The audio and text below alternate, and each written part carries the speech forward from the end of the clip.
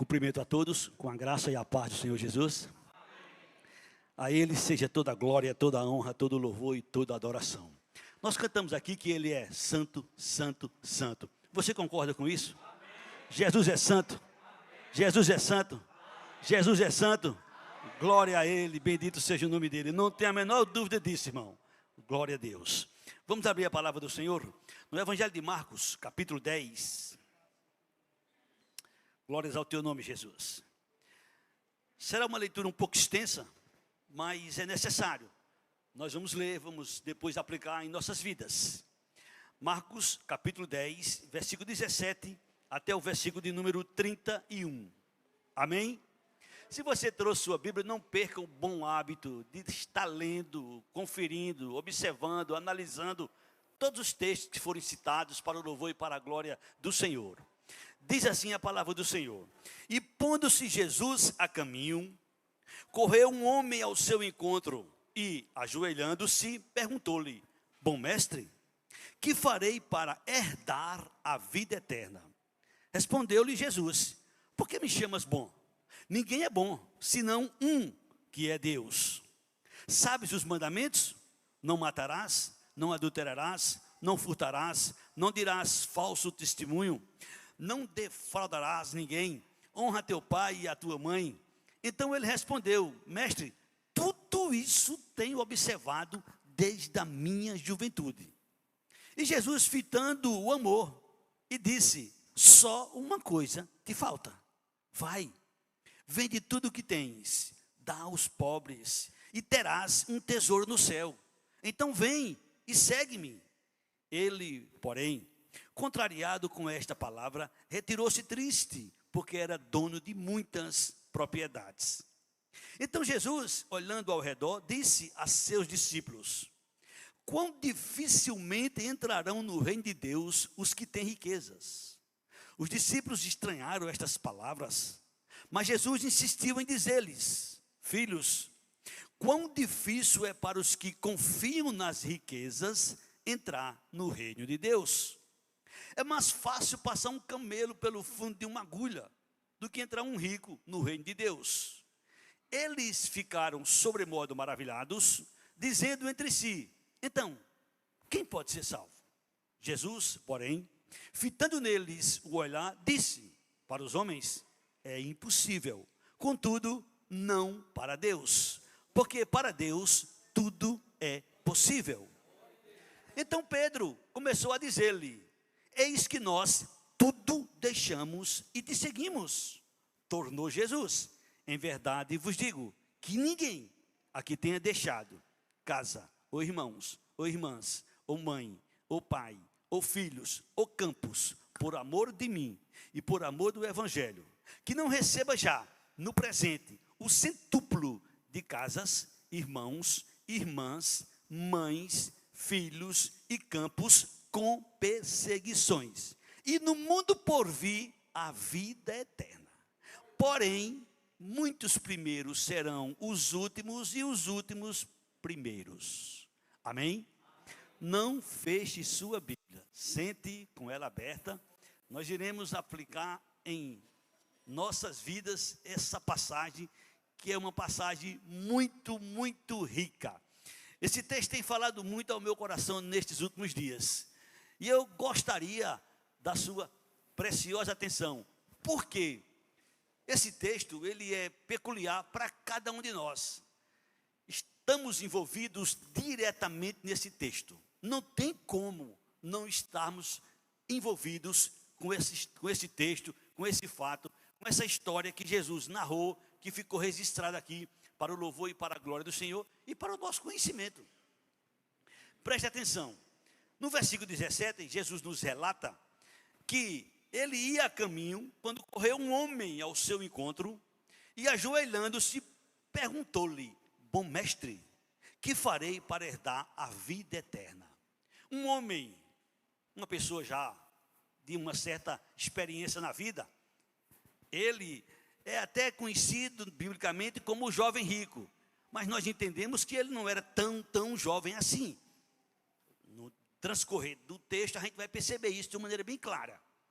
Este homem, ele correu aonde estava Jesus, prostrou-se diante dele em atitude de humildade, em atitude de reconhecimento que ele era Senhor, que ele era santo, que ele merecia adoração, louvor e tudo mais. E ele vai e faz esta pergunta para Jesus: bom mestre, que farei para herdar a vida eterna? Observe que ele chama Jesus de bom mestre. Ele faz questão de engrandecer, de enaltecer a Jesus, porque ele reconhece que Jesus realmente é. E a gente também não tem dúvidas, porque nós acabamos de cantar aqui que ele é santo, santo, santo. Eu perguntei à igreja, a igreja confirmou que ele é santo, santo, santo. E a gente canta e a gente louva, não é por só cantar e louvar. A gente tem convicção, a gente tem certeza que Jesus é santo. A prova é tanta que ele morreu, mas ao terceiro dia ressuscitou, porque a morte não pôde detê-lo, porque ele é santo, santo, santo. Agora, o interessante disto é que ele não atribui para si. Não temos dúvida que Jesus é bom, não temos a menor dúvida, mas ele não atribuiu para si a glória. Ele sabia que era bom, mas ele não quis a glória para ele. Por que você me chama de bom? Bom, só existe um Deus. Amém? Com isso a gente aprende. Pastor Cláudio, pastor Valdicleiso, o presbítero Agnaildo, o presbítero Roque, todos vocês que estão aqui, nós temos bondade sim, mas não somos bons. Possuímos bondade sim, claro, mas não somos bons. Bom só é Deus, Ele é bom, dele só vem coisas boas. O ser humano sem Jesus ou com Jesus, ele também tem bondade, mas não é bom. Até o homem sem Jesus, às vezes na vida, comete coisas boas. Nós encontramos histórias bíblicas e narradas que ficou registrado de homens que eram bons naqueles momentos, naquelas ocasiões. Agora, bom na essência da palavra, só Ele. Amém? Só Ele e mais ninguém. Jesus não atribuiu e não quis para si a glória, porque ainda não era o momento certo. Agora depois, ele recebe, porque aqui nós estamos para louvar, bendizer e exaltar Jesus como o único Senhor absoluto. E ele é digno de receber a glória, a honra, o louvor e toda exaltação. Mas para isso ele conquistou. Para isso ele pagou um preço muito alto. E é por isso que a ele seja toda a glória, toda a honra. Jesus disse para aquele homem: por que você me chama de bom? Bom só existe um, que é Deus. Mas ele perguntou a Jesus uma das perguntas mais importantes na vida do ser humano. Talvez a mais importante de todas elas: que farei para ter vida eterna? Essa pergunta todas as pessoas devem fazer para si mesmo, ou até para Deus em oração, ou até para quem quer que seja. O que é que eu devo fazer para ter vida eterna? Esse jovem foi a Jesus. Eu sei e você sabe que Jesus conhece tudo, que Jesus sabe tudo. Nada passa do conhecimento de Jesus. Ele é o Senhor absoluto. E Jesus diz para aqueles jovens: sabe os mandamentos?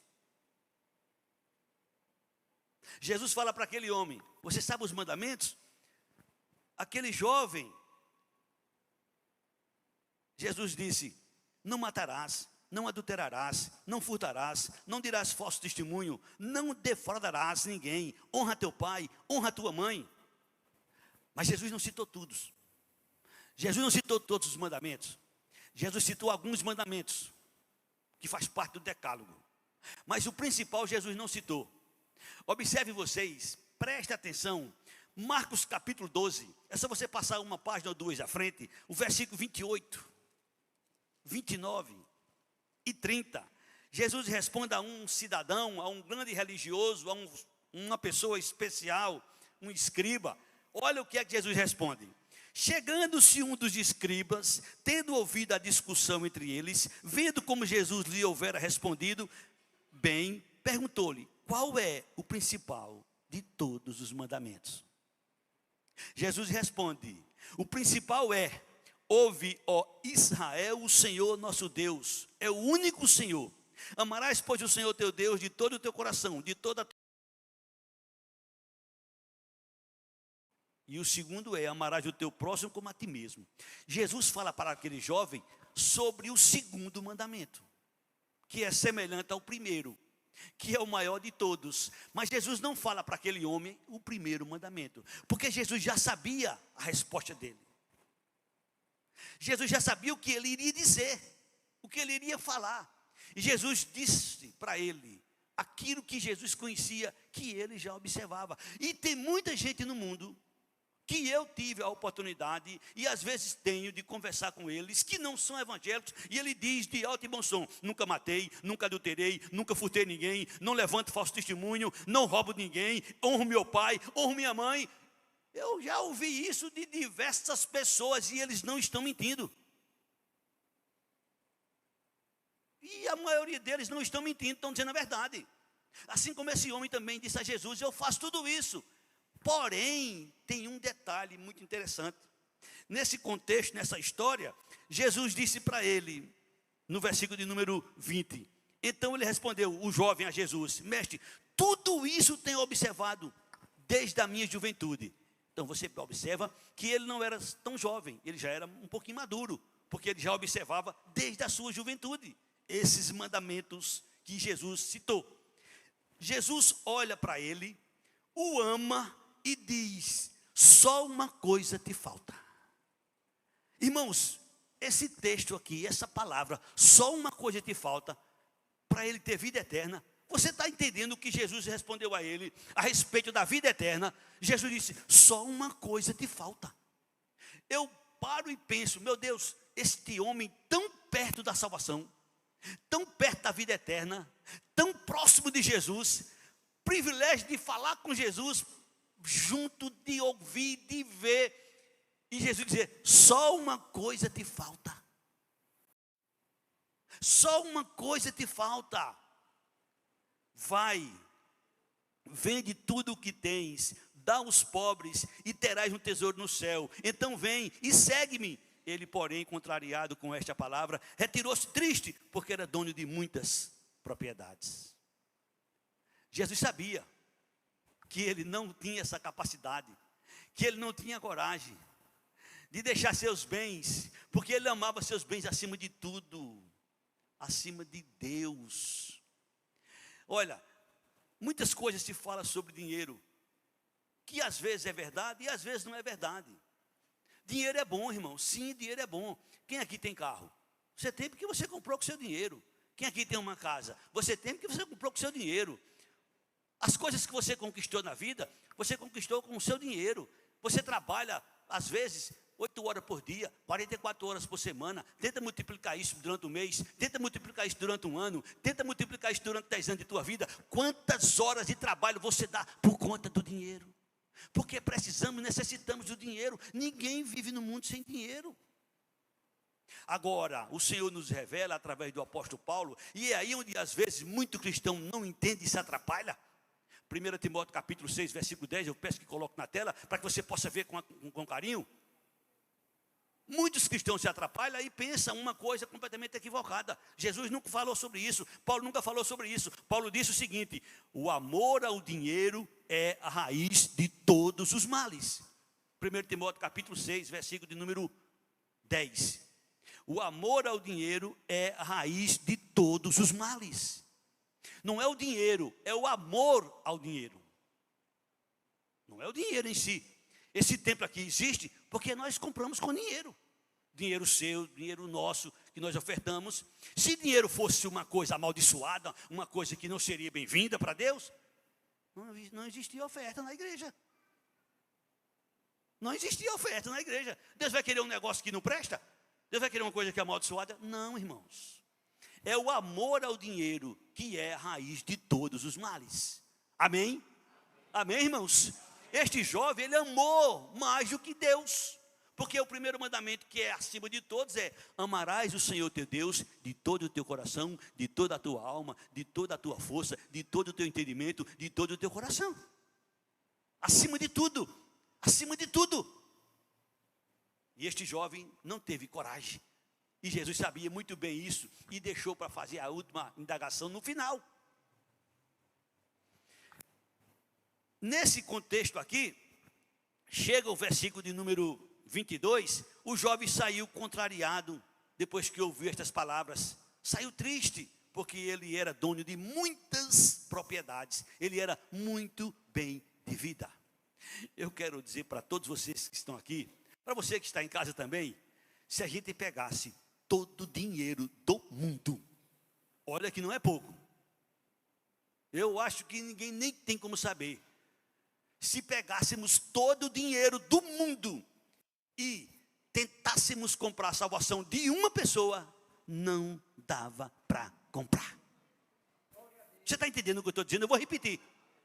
Se a gente pegasse todo o dinheiro do mundo, se a gente pegasse todos os bens do mundo, se a gente pegasse todo o ouro do mundo, se a gente pegasse toda a joia preciosa do mundo, se a gente pegasse todas as coisas de valores do mundo e vendêssemos e fosse comprar a salvação de uma pessoa, uma só, não dava para comprar. Porque Jesus disse que uma vida vale mais do que o mundo inteiro. Aprenda isso. Aprenda essa verdade.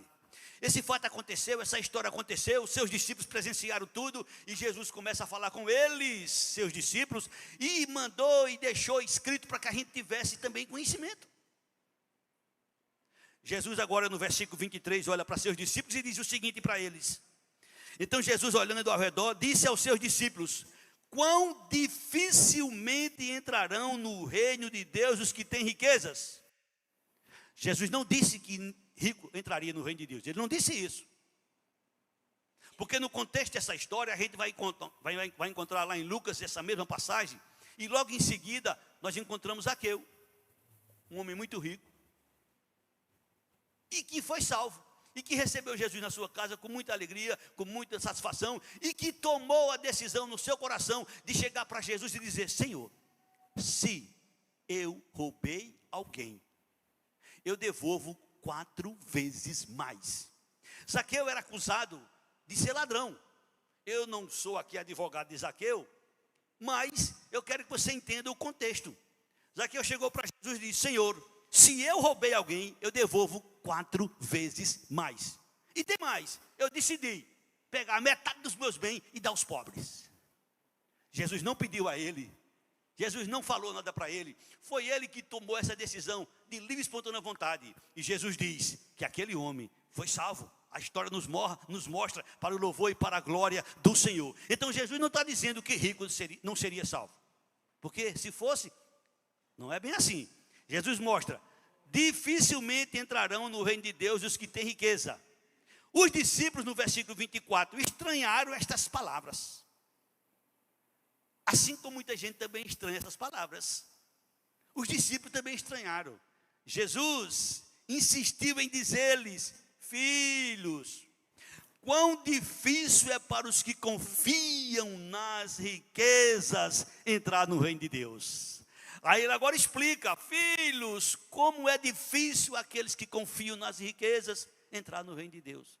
A riqueza não pode, de fato, comprar salvação. A riqueza, de fato, não pode comprar muitas coisas. Ela pode comprar muitas coisas, mas não pode comprar algumas coisas.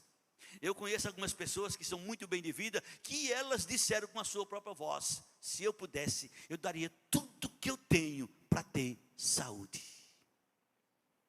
Se eu pudesse, eu daria tudo que eu tenho para ter saúde. Eu já vi outros dizerem: se eu pudesse, eu daria tudo que eu tenho para voltar aos meus 18 anos e recomeçar tudo de novo. Não pode. O homem é, por natureza, limitado. Pode ser podre de rico, pode ser pobre. Todos somos limitados em certas ocasiões, em certas circunstâncias que vêm para todo ser humano. Amém? Filhos, Jesus fala para eles, ficou registrado para nós: olha, é difícil para os que confiam nas riquezas entrar no reino de Deus. Você que é rico, você que tem bens, Deus te deu, usa, desfruta, aproveita, porque tu vai embora e vai tudo ficar por aqui. Aproveita no bom sentido, investe na tua família, nos teus, aproveita, porque isso é um dom de Deus. Isto é um dom de Deus. No versículo 25, Jesus continua: é mais fácil passar um camelo pelo fundo de uma agulha do que entrar um rico no reino de Deus. Eles, os discípulos, ficaram sobremodo maravilhados, dizendo entre si, Pedro, João, Tiago, e eles falando: sendo assim, quem é que pode ser salvo? Os discípulos, no versículo de número 26, ficaram conversando entre eles. Sendo assim, quem pode ser salvo? Quantas e quantas pessoas que têm esta dúvida? Quantas e quantas pessoas que têm esta pergunta na sua mente? Quem é que pode ser salvo? Esse aí que comeu como carne e feijão? Esse aí que é pecador? Esse aí que eu conheço ele? Esse aí que eu sei o passado dele? Quem é que pode ser salvo? Essa dúvida está na mente de muitas pessoas. Jesus que sabe tudo, Jesus é o Senhor da glória. Jesus, mais uma vez, no versículo de número 27, fita neles os discípulos, o olhar e disse: para os homens é impossível. Eu gosto de chamar a atenção quando eu ministro sobre esse texto, porque Jesus está dizendo para mim, para você, para todos os homens, é impossível. Eu vou repetir, é impossível eu, você, qualquer pessoa conseguir a salvação. Foi Jesus que disse, para os homens é impossível. Então, se eu quiser conquistar a salvação, se você quiser conquistar a salvação, se alguém quiser conquistar a salvação, impossível. Quem disse foi Jesus. E o que é que eu estou fazendo aqui na igreja? Você pode pensar. O que é que você está fazendo aqui na igreja? Você pode pensar. Sim, é impossível eu conquistar a salvação. É impossível você conquistar a salvação. É impossível qualquer ser humano conquistar a salvação. Mas Jesus disse em seguida, mas para Deus, tudo é possível. Você pode repetir comigo? Para Deus, tudo é possível. Nós, seres humanos, não conseguiremos a salvação em hipótese alguma. E eu quero aproveitar a oportunidade e dizer para você que está aqui, você que está em casa, preste atenção. Porque às vezes tem cristãos que acham que é salvo porque não fez mais aquilo que fazia antes, porque não faz mais aquilo que fazia antes, porque hoje está na igreja dando glória a Deus e aleluia, porque hoje é uma pessoa transformada, porque hoje é isso e aquilo outro, porque hoje é assim e é assim. Não, se você é salvo, se eu sou salvo, se qualquer um for salvo, é pelo poder que é no sangue de Jesus. Não sei se você conhece, mas se não conhece, você deveria conhecer. 2 Coríntios capítulo de número 5, versículo 18 a 21, diz assim: ora, tudo provém de Deus que nos reconciliou consigo mesmo. Tudo provém de Deus que nos reconciliou consigo mesmo. Quem fez a obra da reconciliação foi Deus. Não foi eu, não foi você, não foi ninguém, foi Deus que fez.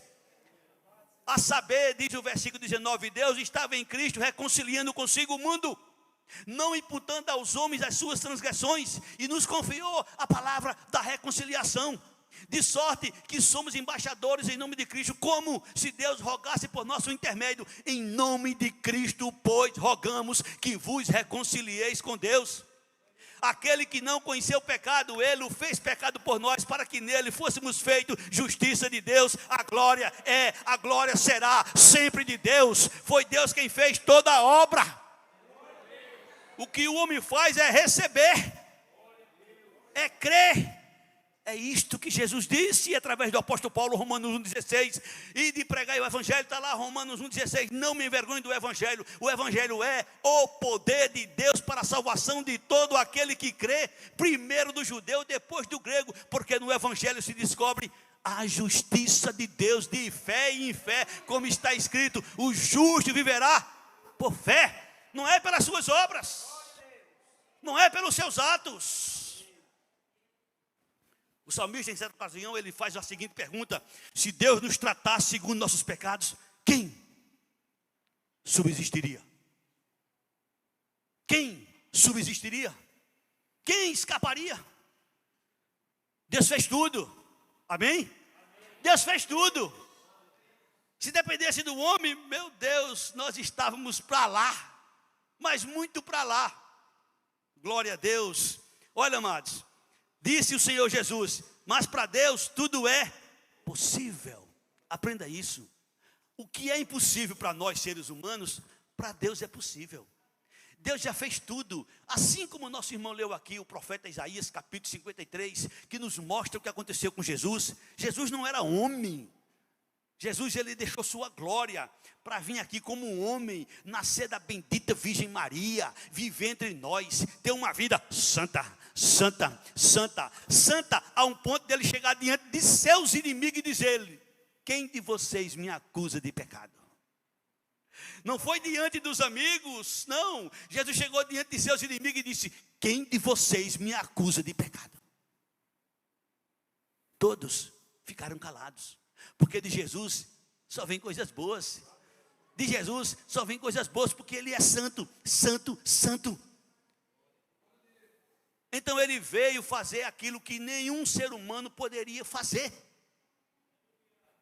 Bendito seja o nome do Senhor Jesus. Por isso que Jesus disse, para os homens, a salvação é impossível. Observe Marcos 10, 26. Observe a pergunta feita pelos discípulos. E depois Jesus responde no versículo 27. 26. Eles, os discípulos, ficaram sobremodo maravilhados, dizendo entre si: então quem pode ser salvo? Jesus responde no versículo seguinte. Jesus, porém, fitando neles o olhar, disse: para os homens é impossível, contudo para Deus é possível. Porque tudo para Deus é possível, dentro da sua vontade. Amém, irmãos? Aí agora vem Pedro, o grande apóstolo. Pedro começou a dizer-lhe: eis que nós tudo deixamos e te seguimos. Eis que nós tudo deixamos e te seguimos. Você que está aqui nessa noite, o que é que você tem deixado para seguir Jesus? Você já parou para pensar nisso? O que é que eu deixei para seguir Jesus?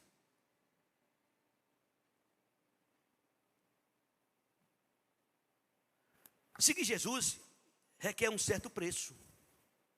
E dependendo de cada pessoa, esse preço pode ser maior, pode ser menor. Pedro disse, falando de si e falando dos seus colegas discípulos.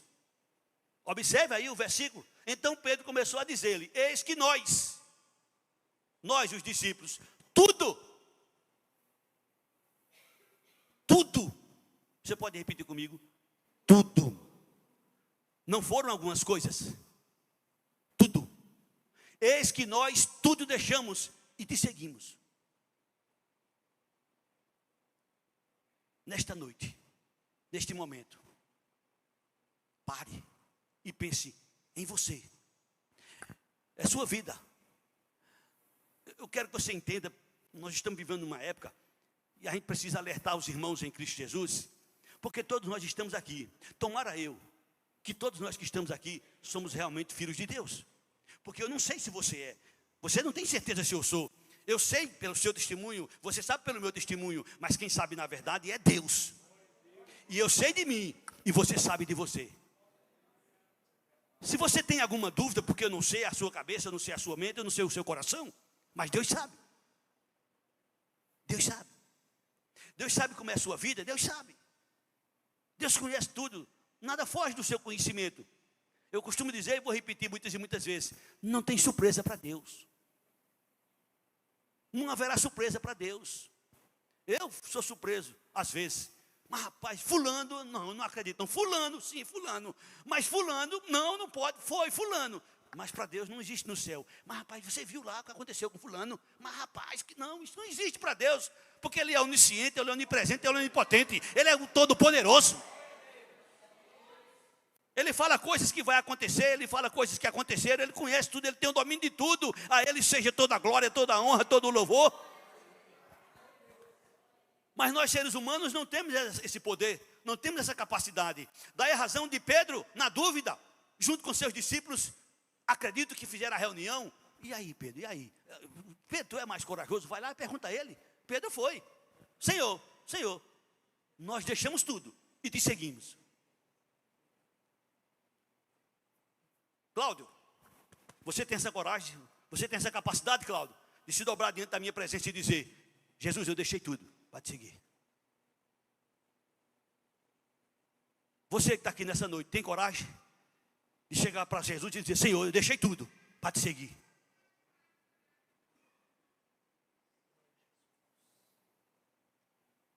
Essa é uma das horas mais importantes na sua vida. Porque talvez na sua vida, ou na minha vida, ou na vida de alguma pessoa, tem alguma coisa escondida que precisa ser deixado.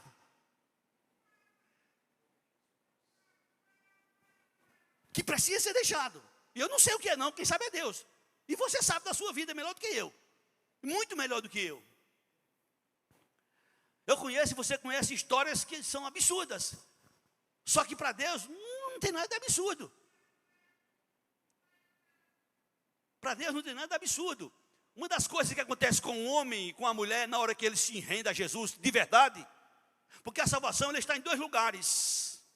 Romanos 10, 9 e 10 diz assim: se tu, segunda pessoa do singular, com a tua boca confessares Jesus como Senhor, e no coração.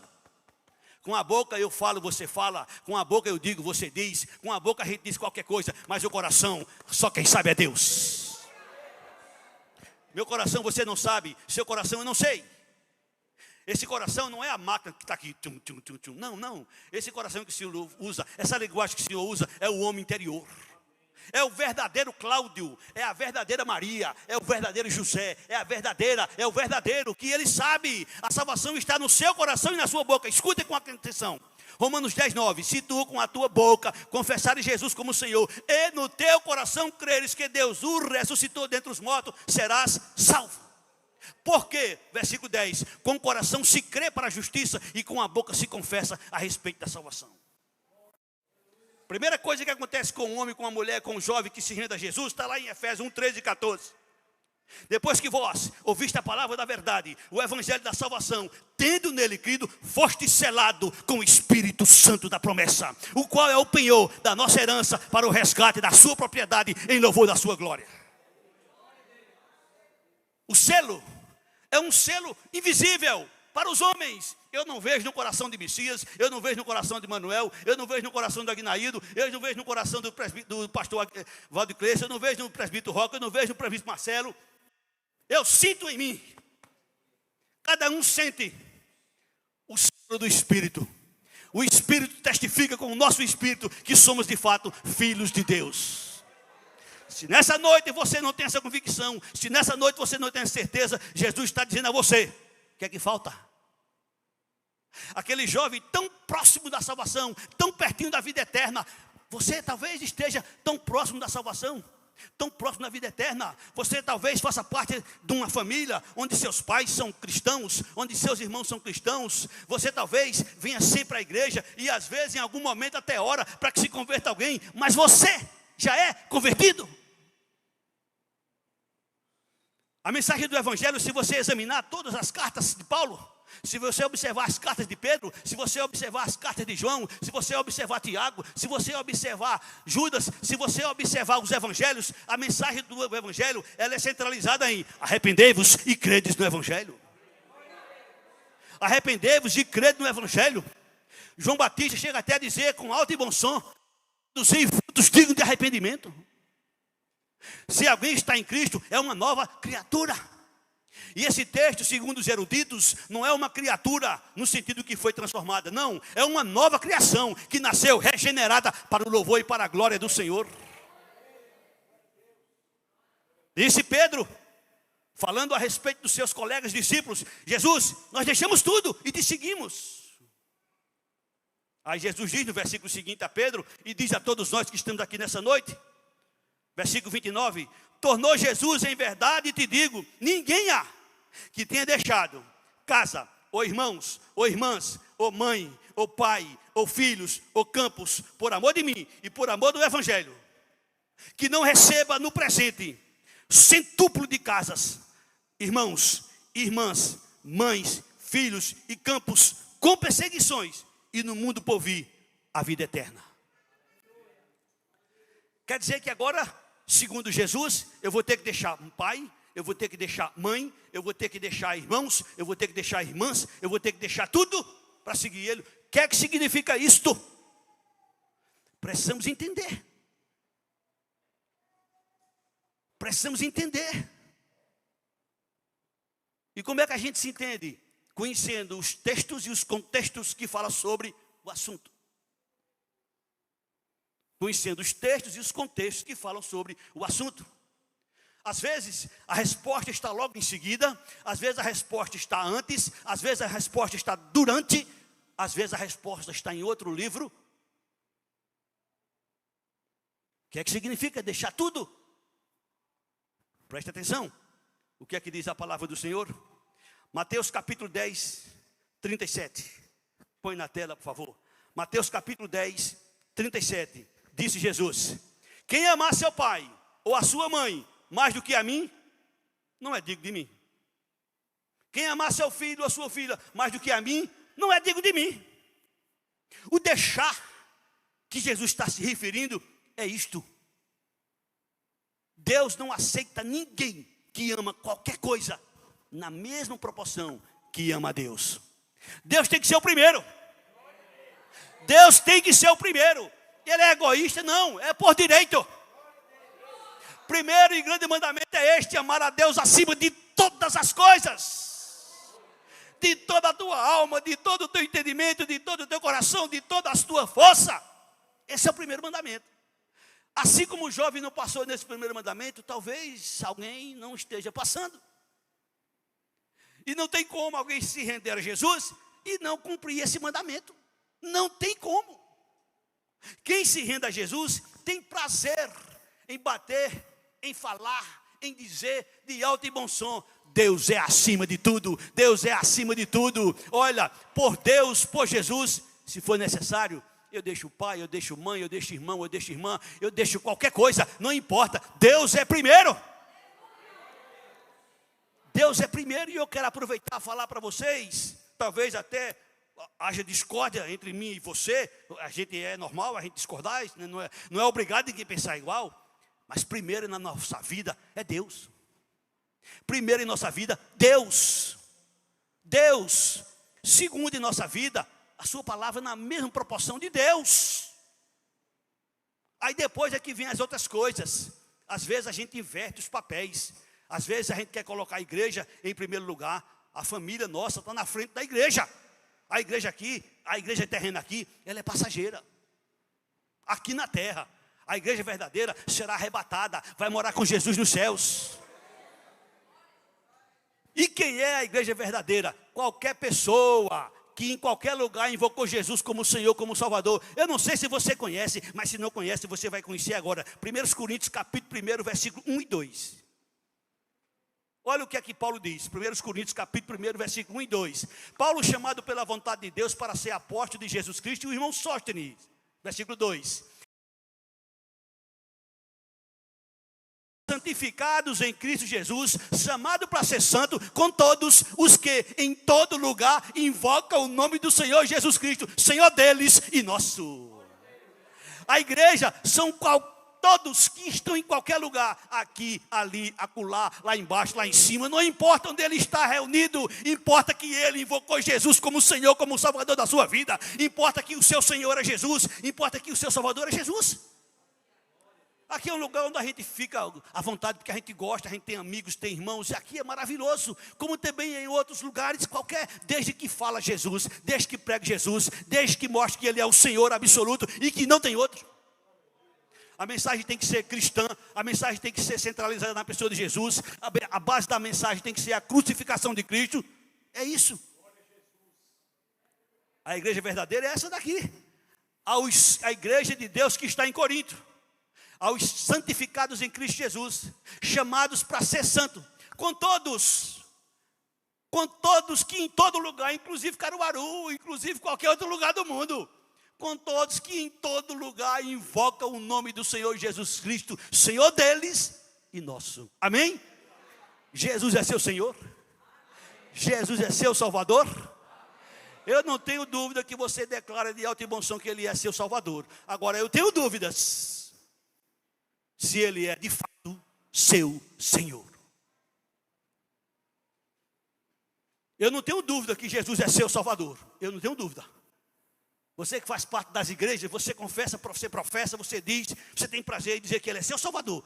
Mas eu tenho dúvida se Ele é de fato seu Senhor. Porque quando a gente diz que Jesus é Senhor da nossa vida, a gente está dizendo: quem manda na minha vida é Ele. Quem manda na minha vida é Ele. É por isso que por Ele, se for necessário, eu deixo tudo. Ou tem alguma coisa que alguém ainda não deixou? Se tem alguma coisa que você ainda não deixou, você precisa conversar com Ele. Não é comigo, é com Ele. Se tiver alguma coisa em nossas vidas que está impedindo a nossa relação, a nossa comunhão com Ele, a gente precisa ajustar isso. Seja lá o que for, seja lá o que a tua mente esteja acusando. Você pode, e você tem esse poder que Jesus te deu, de você orar em palavras, de você orar em espírito, de você orar pensando: Jesus, tem alguma coisa em minha vida que falta eu renunciar? Jesus, tem alguma coisa na minha vida que falta eu deixar para te servir completamente? Jesus, tem alguma coisa na minha vida que te incomoda? Espírito Santo, tu és bem-vindo em nosso meio. Acabamos de louvar. Espírito Santo, tu és bem-vindo em nosso meio. Espírito Santo, fala ao meu coração. Tem alguma coisa que te entristece?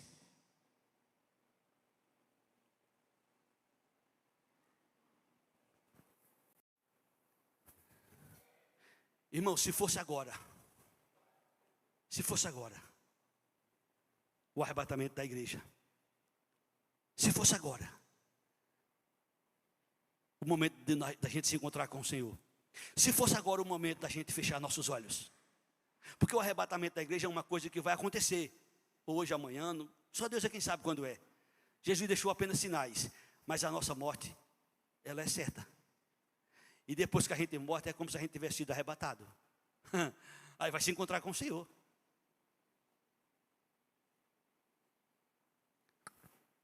Pedro, os demais apóstolos disseram: Senhor, tudo deixamos para te seguir. Jesus disse: Pedro, Jesus disse aos discípulos, Jesus mandou escrever para que a gente tivesse conhecimento. Quem quer que seja no mundo que deixou tudo por Ele, esse vai ter aqui num presente 100 vezes mais, de tudo quanto perdeu, de tudo quanto renunciou. Será que você entendeu isso? Eu vou pedir que coloque na tela Marcos 10, versículo 29. E depois o 30. Disse Jesus: em verdade vos digo, ninguém há que tenha deixado casa, ou irmãos, ou irmãs, ou mãe, ou pai, ou filhos, ou campos, por amor de mim e por amor do Evangelho.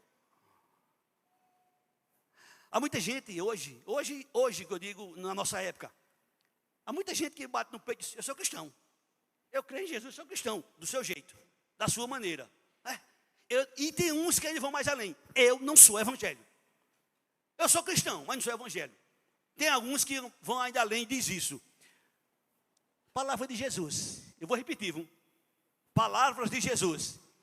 Disse Jesus: em verdade vos digo, que ninguém há que tenha deixado casas, ou irmãos, ou irmãs, ou mãe, ou pai, ou filhos, ou campos, por amor de mim, e por amor ao Evangelho. Está aí escrito. Não tem como ser cristão se não crê no Evangelho. Ué, se a mensagem do cristianismo é o Evangelho, não tem como. As coisas estão ligadas. É a mesma coisa. Eu creio em Jesus, mas não creio em algumas coisas da Bíblia. Jesus disse: quem se envergonhar de mim e das minhas palavras, eu também me envergonharei dele quando vier na minha glória. Não tem como alguém ser cristão e não crer na palavra. Não tem como alguém ser cristão e não crer no Evangelho. Essas questões que eu estou aqui levantando, não é por minha causa, porque eu não tenho dúvida, eu sei em quem eu tenho crido. Eu sei em quem eu tenho crido, eu sei em quem eu confio. Eu estou levantando essas questões aqui nessa noite, para que você que está aqui nos ouvindo, para que você que está em casa, pense um pouquinho no tipo de cristianismo, no tipo de evangelho, no tipo de pessoa que você é.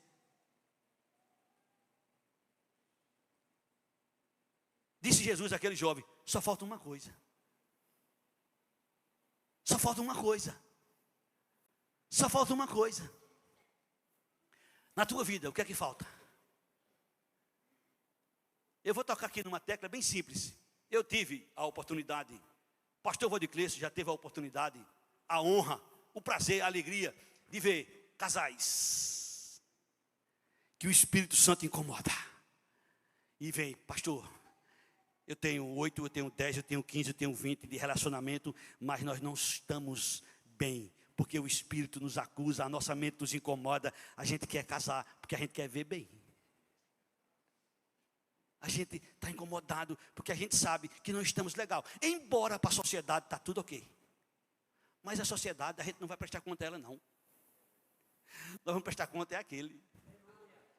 É a Jesus que nós vamos prestar conta.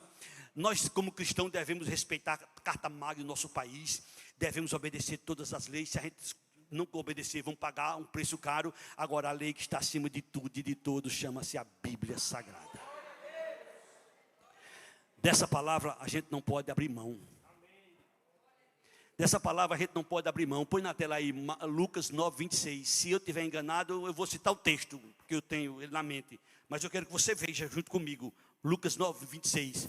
Porque qualquer que de mim, das minhas palavras, se envergonhar, dele se envergonhará o Filho do Homem, quando vier na sua glória e na glória do Pai e dos santos anjos. É a palavra. É a palavra. A fé que salva, a fé verdadeira, ela vem pelo ouvir, e ouvir da palavra de Deus. Estou terminando. Que farei para ter vida eterna? Aquele jovem queria ter vida eterna. Jesus já deixou claro, através dos profetas do Velho Testamento, através dos escritores do Novo Testamento, que vida eterna todos têm. Jesus disse que no último dia todos ouvirão a sua voz e ressuscitarão, uns para a vida eterna, outros para a vergonha e desprezo eterno. Quem estiver com Jesus, vida com qualidade. Quem estiver sem Jesus, desprezo. Apartai-vos de mim. Apartai-vos de mim.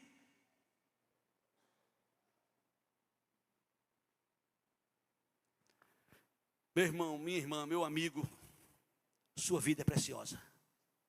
Sua vida é tão preciosa que Jesus deixou a sua glória para vir aqui, para morrer por você e por mim. Aquele jovem, Jesus chegou a deixar escrito que o amou. Quantas e quantas vezes na igreja, quantas e quantas vezes amigos e pessoas falam conosco, falam com as pessoas: Jesus te ama, Jesus te ama, Jesus te ama. O que é que nós estamos dizendo? Ele quer te salvar, Ele quer te dar vida eterna, Ele quer perdoar teus pecados, Ele quer te dar vida eterna, Ele quer te salvar, Ele quer te salvar, quer te levar para o céu, quer te levar para um lugar maravilhoso. É isso que a gente está dizendo, é isso que a gente está falando. O que é que falta? Não porque eu tenho vergonha, não porque eu... Não, o que é que falta? Aquele jovem, Jesus disse: só te falta uma coisa. O que é que falta para você? O que é que está pesando para você? O que é que está impedindo de você ir a Jesus? O que é que está faltando para você ir a Jesus e receber dele o perdão dos seus pecados? Você viu a leitura que o nosso irmão fez? Ele citou aqui, João 1, 7 em diante: se andarmos na luz como Ele está na luz, mantemos comunhão uns com os outros, e o sangue de Jesus, seu Filho, nos purifica de todos os pecados. Se alguém disser que não peca, é mentiroso, e dele não está a verdade, porque todos nós pecamos, todos nós falhamos. Mas o sangue de Jesus nos purifica de todo pecado. O castigo que era meu, o castigo que era seu, Jesus levou sobre si. E Ele diz para todos nós, para nós que somos cristãos, para nós que temos a convicção da salvação, é um prazer, uma alegria a gente ouvir o que Jesus disse em João 5, 24. Na verdade, vos digo. Jesus está dizendo que não tem como ser diferente. Ele usa 2 vezes a palavra na verdade, vos digo: quem ouve a minha palavra e crê naquele que me enviou, tem vida eterna, não entrará em condenação, passou da morte para a vida. Aleluia, bendito seja o nome do Senhor Jesus. Quem proporciona segurança como esta? Quem? Ninguém. Qual a religião que proporciona uma segurança dessa? Ninguém. Nenhuma. Agora Deus, que fez tudo por nós, Ele diz que o seu mandamento é este: vida eterna. Para aqueles que creem em Jesus. O testemunho de Deus é real, é verdadeiro, e Ele faz questão de dizer que quem tem o Filho tem vida eterna. Meu irmão, eu vou terminar. O que é que impede? O que é que está faltando? João 3,36. Quem tem o Filho tem a vida eterna. Quem não tem o Filho, sobre ele permanece a ira de Deus. Nos coloquemos de pé. Quem tem Jesus tem vida eterna. Está escrito. Por isso, quem crê no Filho tem vida eterna. Quem, todavia, se mantém rebelde contra o Filho, não verá Deus. Se Deus cobrou de Jesus, se foi necessário, quando Isaías diz que foi do agrado de Deus moer Jesus, é porque foi necessário. A justiça de Deus tinha que se destacar, tinha que aparecer.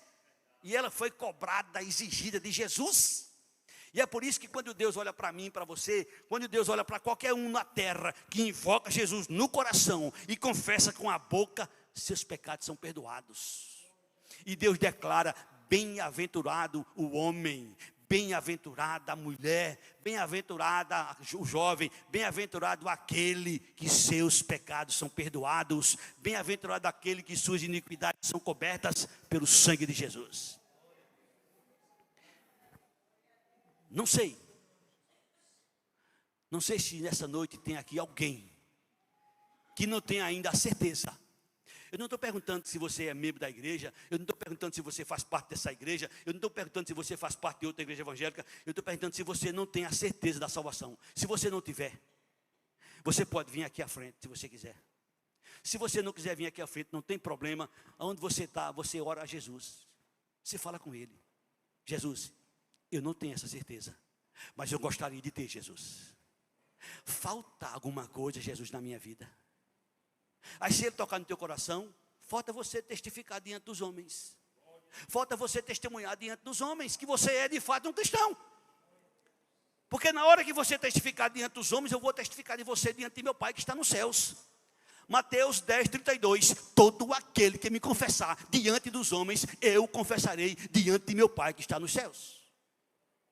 Quando um crente, quando um cristão, quando uma pessoa se rende a Jesus, o seu prazer é onde quer que esteja: eu sou crente na pessoa de Jesus. Às vezes não sabe nem falar direito as coisas da Bíblia, mas tem prazer em dizer: Jesus é meu Senhor, Jesus é meu Salvador. Tem prazer em falar dele, tem prazer em falar dele, porque foi salvo, foi transformado pela fé na pessoa de Jesus. Tem alguém em nosso meio? O que é que te falta? O que é que falta? O que é que te impede? Aquele jovem, Jesus disse: uma coisa falta. Nesse momento, talvez Ele esteja falando ao teu coração. Com certeza, o Espírito está falando com você aí. Eu não tenho dúvida disso. É necessário que você faça, que você confesse, que você tome a iniciativa. Eu quero confessar você diante de meu Pai. Eu quero dizer para meu Pai: olha, aquele ali eu paguei os pecados dele. Aquele ali eu dei a minha vida por ele. Aquele ali agora é meu. Aquele ali agora tem dono. Aquele agora me pertence. Mas para isso, esse primeiro passo, você tem que fazer. Jesus, tu és meu Senhor. Jesus, tu és meu Salvador.